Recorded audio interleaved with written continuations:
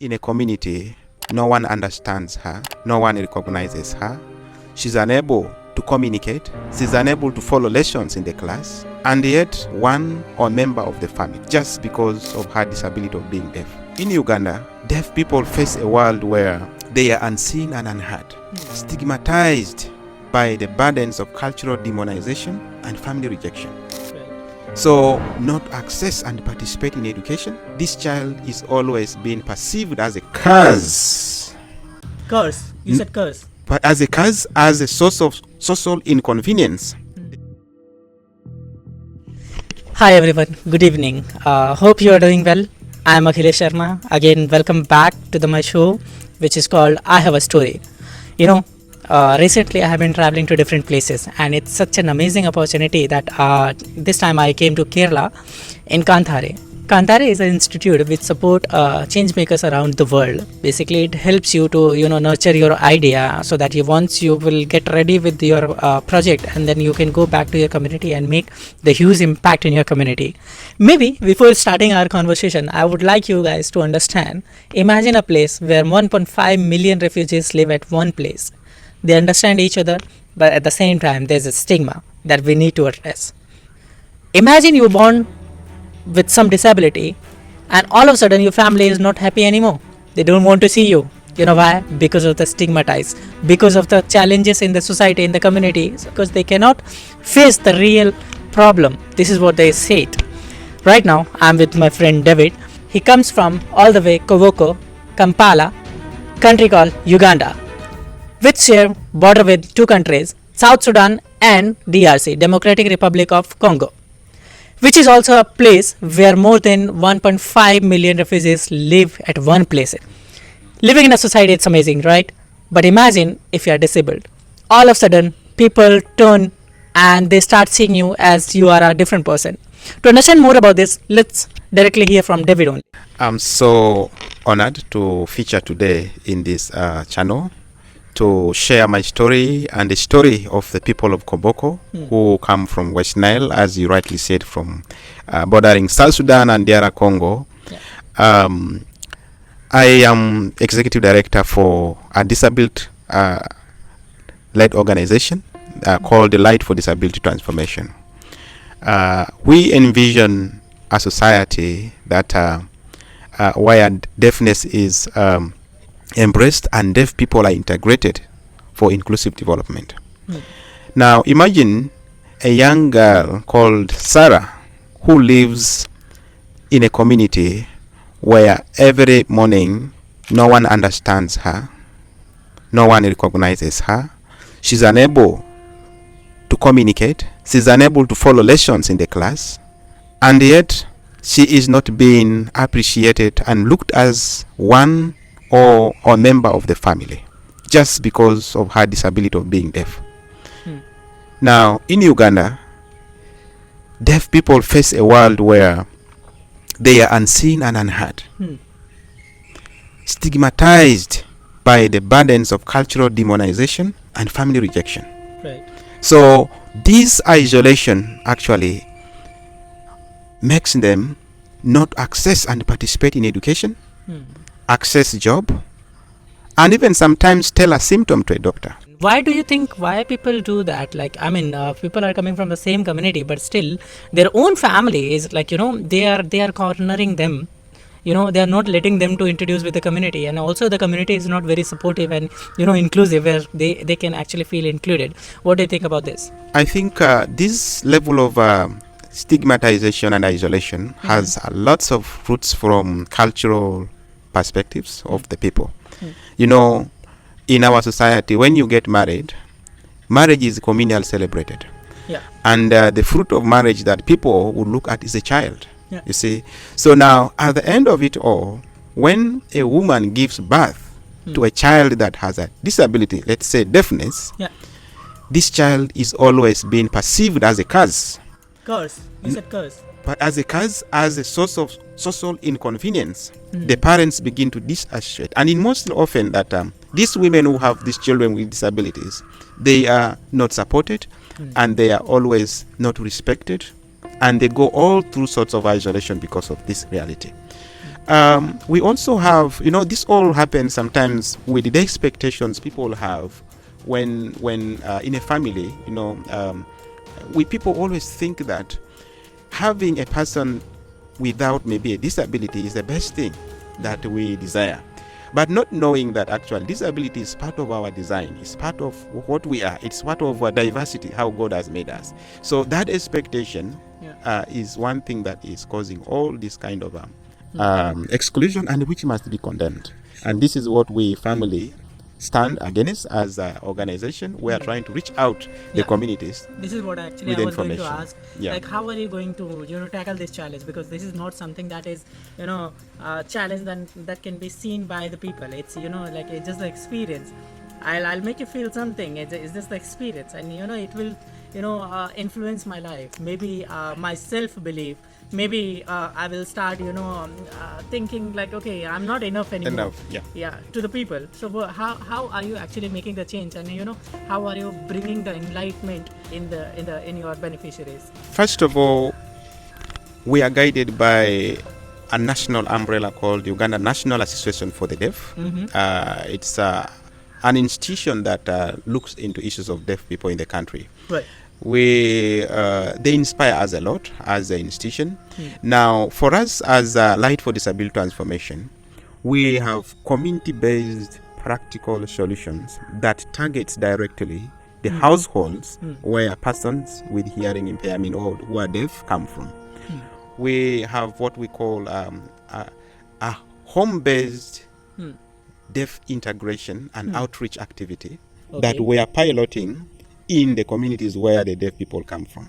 So we have a specific message that we design that will help us interact with the family, get information, then we design an action plan at that level, where now we do a home-based integration and empowerment program. So you are saying that you are not just working with the beneficiaries, also with the parents. Absolutely. And you are including them so that they can also have the different perspective to understand their own child as well as in the society. Right? Exactly. Wow, such an amazing thing that you are doing. Yeah, absolutely. Now, as we are doing this for the last 2 years, with support from UNAT, we have established a sign language training center, which is like our backstopping center, where we do much of our empowerment and also trainings of people who are to be like sign language interpreters. So because of this creation, we have actually created an opportunity where the community can come to integrate with the deaf in our office. Right. And the parents are integrating with their children, and we take this to the family, and we are seeing a whole kind of a transformation that is happening in families that we are piloting this program. One interesting thing that we would like to share with I mean, if you have any story about any of the beneficiaries of Yes, yours, feel free to share with that maybe. You see, when we talk about the exclusion of the deaf person, we are not only talking it in the perspective of little children. Their parents or elder persons that are deaf, they have children who feel ashamed to associate with their own parents. You see, this isolation is affecting everybody. And when you trace back in the stories, how do these people become deaf? Some of them became deaf later when they are actually maybe in teens, like 15, others 9, others more. So it's a reality that anyone can be exposed to. And is that the way we should handle them? We need to find a way. Why are we not giving opportunity for the deaf persons to integrate in our society? We did realize that we have discriminatory hiring system within our society. The deaf people are always looked at as rude, people who are not capable, and the society always say, now they cannot hear, so how are they going to perform? You see. So and also many employers looked at it as if it is expensive to hire a deaf because you need to do all the reasonable accommodation, by interpreter and all that. So they basically don't include in their in the society. So these realities have caused the integration of the deaf people very difficult in the society. So now we as Light for Disability Transformation, we have found out actually that sign language has been one of the biggest barriers that is making community not integrate with the deaf people. Now we are offering this sign language solution through our integration center where we do the sign language training program. I'm really glad to inform that we have 31 certified sign language interpreters Wow. in our center that we have so far mentored. And how many beneficiaries are you having right now? Okay, apparently we have 48 out of school girls and boys, youth who are deaf, but we have more than 200 children with deafness that are within the community of Koboko that we interact in one of the schools where actually they attain primary education. And any of the beneficiaries of yours, where you feel like really that David, you have done something in your community, or maybe as a role model example, where you can there might be some beneficiaries of yours where people are not even believing that this can be done, and right now it is happening, and people are saying, oh yeah, this can be done. I mean, changing the mindset of the community. This is what I'm talking about. Do you have any beneficiaries like that? Oh, absolutely. We have a lot of stories to share in that regard. We have a young girl. Good enough, we had meetings several times with the family. She's called Emily. Okay. This girl, she was born deaf, and now because of her condition, the mother could not connect and speak to her daughter. Okay. And this has caused a lot of misunderstanding as they raised the child, as this child grew up. Now, when this girl was around 15, no, that is the age where they say the stupid age comes in, adolescence and all that. So this girl was feeling as if the mother is rude to her, because since the mother does not understand the language, the mother will always impose whatever she wants the child to do. And this child, she could not understand. So this caused a kind of a rift where the child had to vacate home.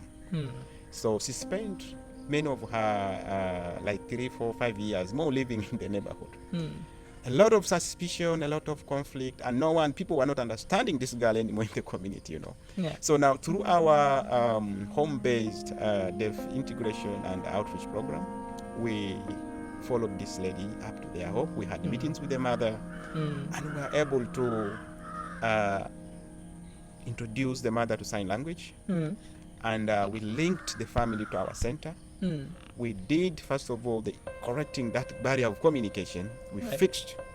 Now, at the end of it all, as we talk, we were able to realize that this girl is able to sit with the mother and converse. And they realized that they had different perceptions about each other for nothing, and the issue is communication. So we have now a united family that is living together, and the girl is a tailor right now. The mother supported her. She's doing a lot of wonderful work, and this is integration that we're talking about.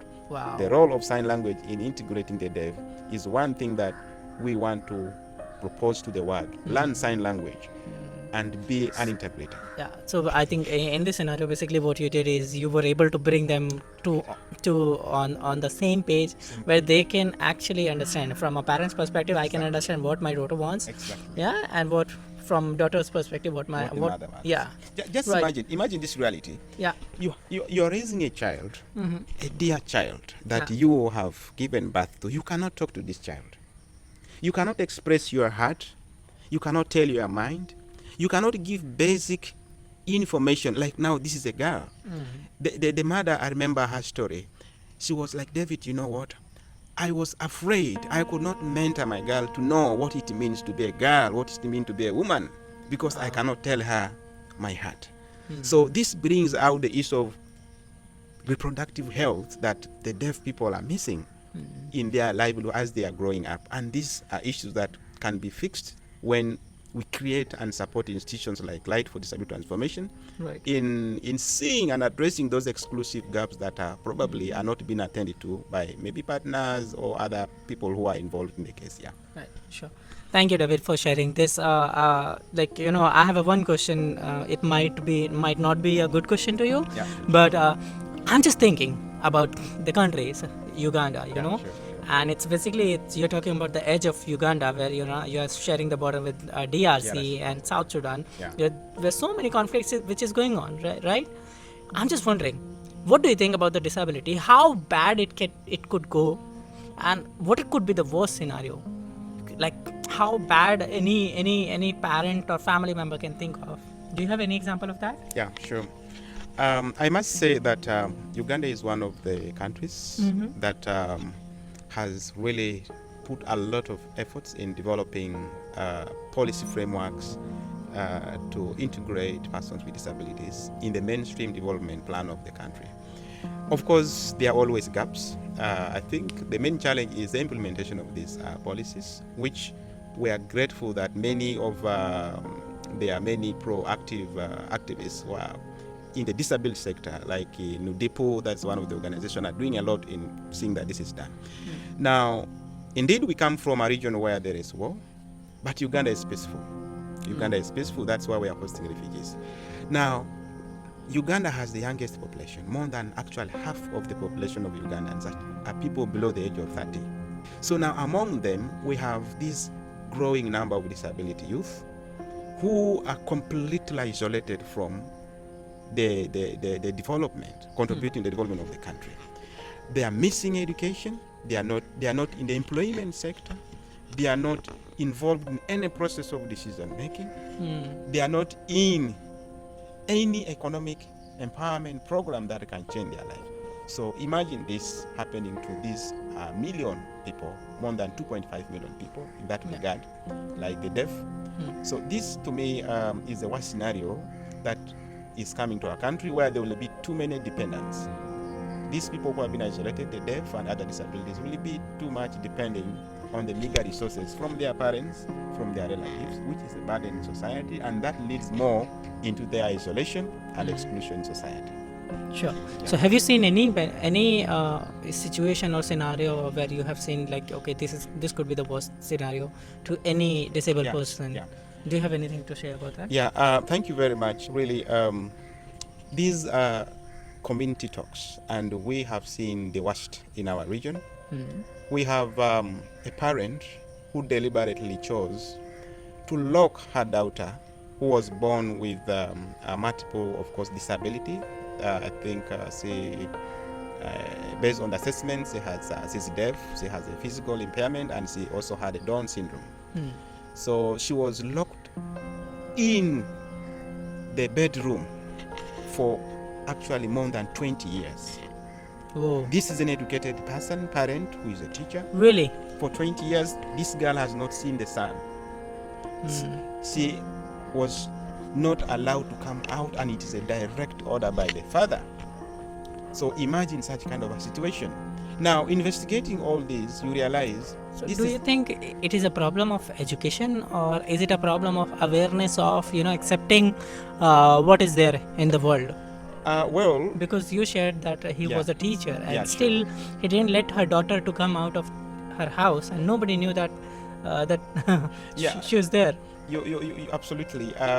Well, the problem here may not be education.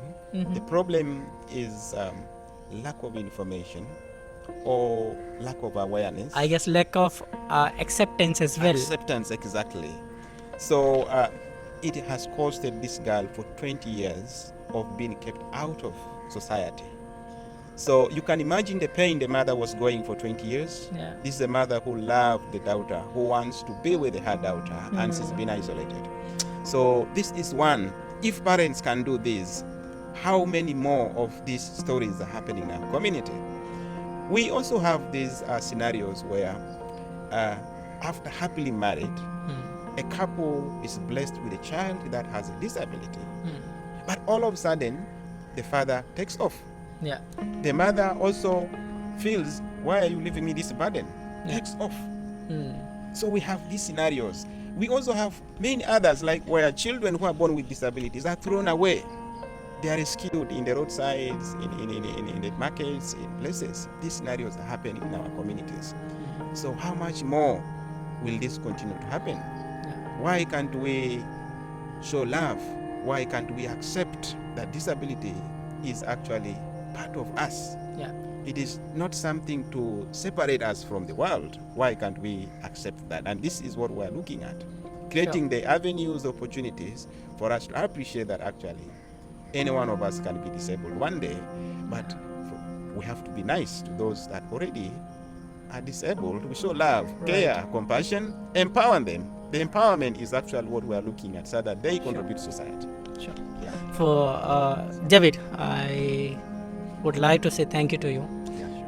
What you brought right now here, it's amazing to know, and also at the same time, it's not a good feeling to know that still in our society we are living in the world where we can't even accept the people who is disabled. Yeah, it's not just about the country of Uganda. It's everywhere.